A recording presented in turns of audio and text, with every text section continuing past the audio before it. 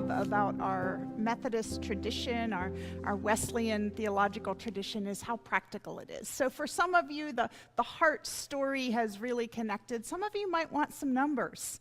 You want the head part of all of this. And so we want to be able to give that to you today. The ushers are passing out a chart.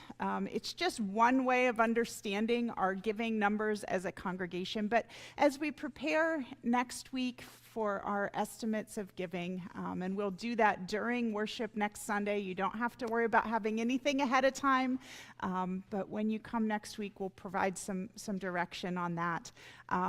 As we prepare for that, we wanted to give you some information. So what you're receiving is a distribution of our giving across the 2024 calendar year. We had 339 total households that gave more than $200 in 2024 through St. Paul's.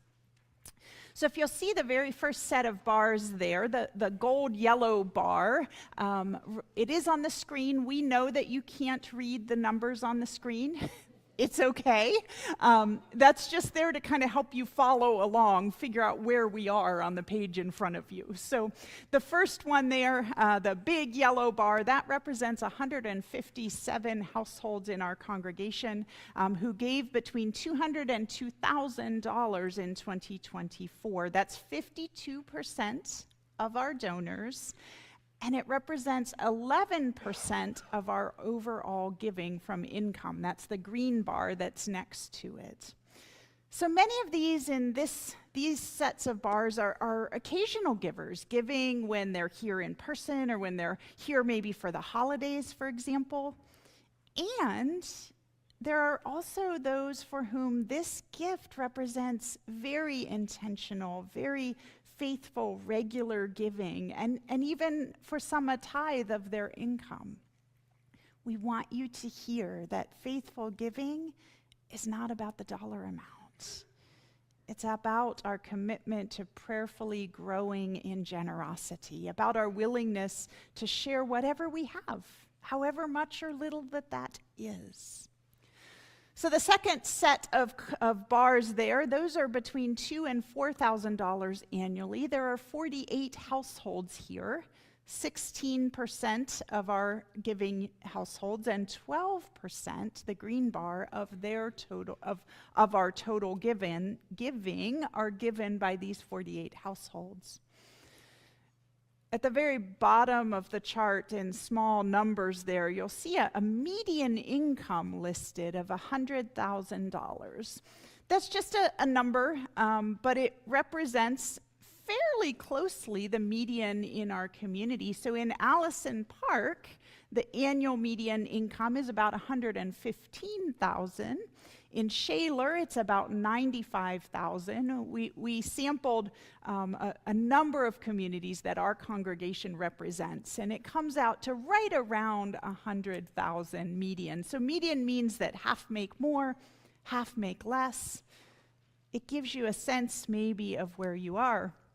If you are at the median of $100,000 annual household income, then a gift here in the range of $2,000 to $4,000 a year represents 2 to 4% of your income. Round numbers, it's pretty simple. But depending on your annual income, it may be much more than that 4%. It may be much less than that. Whatever it is that you've prayerfully discerned God inviting you to give is the right amount. So if we keep going across the page, you can follow it pretty easily from here. $4,000 to $6,000 given annually is the next column. There are 34 households that give at that level, representing 11% of our giving households, and they give together 15% of our overall giving. A household that is at the median, $100,000, this would represent 4 to 6% of annual income. This is where we really see that an increase of maybe just 1 or 2% a year gets us to that tithe very quickly in just a couple of years. Like we said last week, maybe it's a portion of a bonus or a raise or additional income that comes in through the year.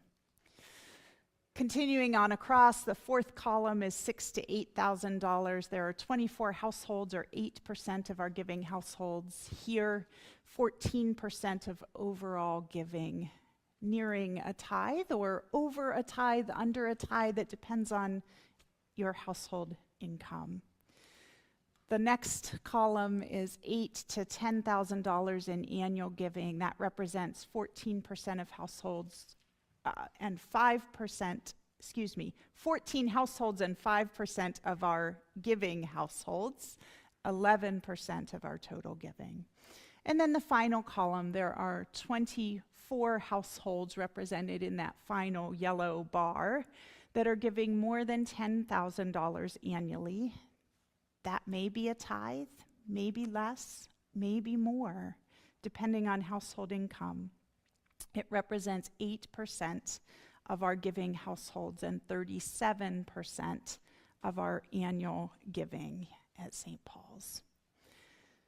So the goal here isn't for comparison. That's not the point. It is an invitation to prayerfully pay attention, as Karen has invited us, to what God is inviting each of us to give joyfully and freely through St. Paul's, as we continue to pray that prayer in the coming week. What is it, God, that you would have me, our family, give through St. Paul's in 2025?